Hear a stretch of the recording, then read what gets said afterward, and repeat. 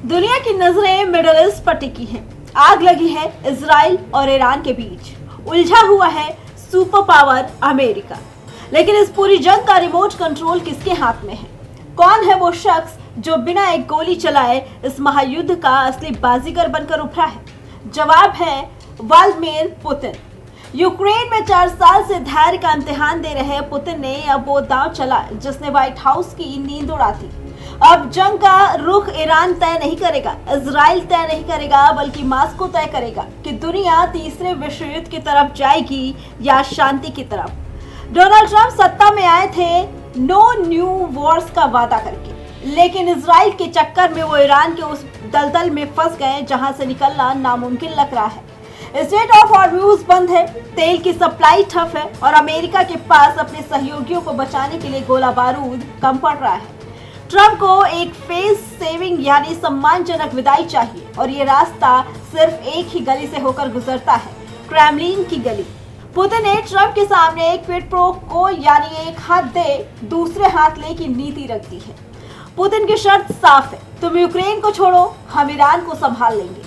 आज ईरान की सैन्य ताकत रडार और इंटेलिजेंस के लिए पूरी तरह रूस पर टिकी है। रूसी सैटेलाइट्स ही ईरान को बता रहे हैं कि अमेरिकी वॉरशिप्स कहां हैं।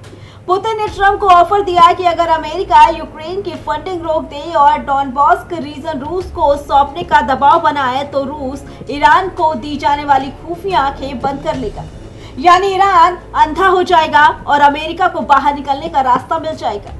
हैरानी की बात देखिए, यूक्रेन में 4 साल में जितनी पैट्रियट मिसाइलें खर्च नहीं हुई उससे ज्यादा एक महीने में मिडिल ईस्ट में दाग दी गई। ईरान के $20,000 के सस्ते ड्रोन को गिराने के लिए अमेरिका लाखों डॉलर की मिसाइलें फूंक रहा है। सप्लाई खत्म हो रही है और डिमांड बढ़ती जा रही है। ट्रंप समझ चुके हैं कि 2 मोर्चों पर जंग लड़ना मुमकिन नहीं, इसीलिए अब वो यूक्रेन के बजाय सारा पैसा और बारूद मिडिल ईस्ट में शिफ्ट कर रहे हैं। तो क्या ट्रंप का अगला ठिकाना मॉस्को होगा? क्या दुनिया के सबसे बड़े लोकतंत्र का राष्ट्रपति एक शांति समझौते के लिए पुतिन के सामने टेबल पर बैठेगा? पुतिन ने साबित कर दिया कि शतरंज की बिसात पर प्यादे भले ही ईरान और इजराइल हो, लेकिन चेकमेट करने की ताकत सिर्फ उसके पास है।